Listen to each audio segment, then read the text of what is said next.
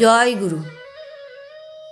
অখণ্ড মণ্ডলেশ্বর শ্রী শ্রী স্বামী স্বরূপানন্দ পরমহংসদেবের অমৃতময় বাণী।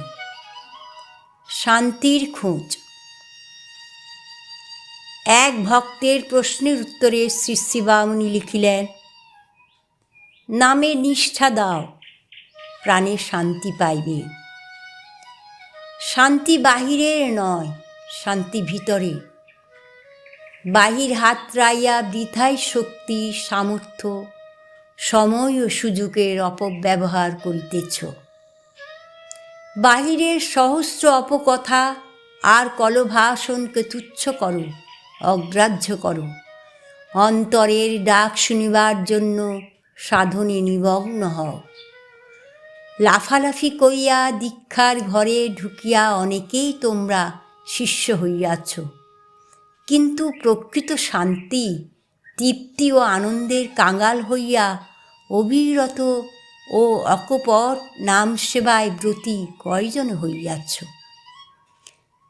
কেহ কেহ শোভাযাত্রায় উচ্চ চিৎকারে জয়ধ্বনি করিয়া নিজ শিষ্যত্বের পরিচয় দিতে চাহিয়াছ।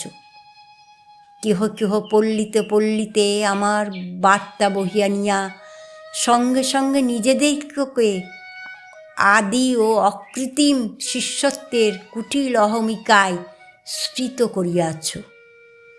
কেহ কেহ আবার স্নেহপুষ্টি প্রতিষ্ঠার সুউচ্চ আসনে বসিয়া নিজেকেই জগতের শ্রেষ্ঠতম পূজারী ও তপস্যা রসিক বলিয়া মনে করিয়াছ। কিন্তু সাধন করিয়াছ কে কে এবং কয়জনে? এই কারণেই শান্তি তোমাদের করতলগত হইতেছে না।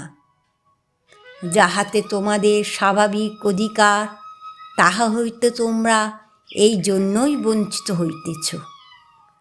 বহির্মুখ মনোভঙ্গিমা পরিত্যাগ করো।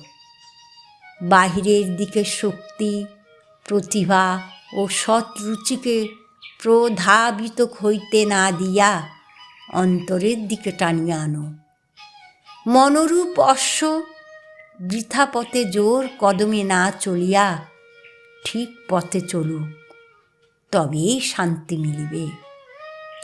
তবেই তোমরা জগৎকেও শান্তি দিতে পারিবে। ওম শান্তি।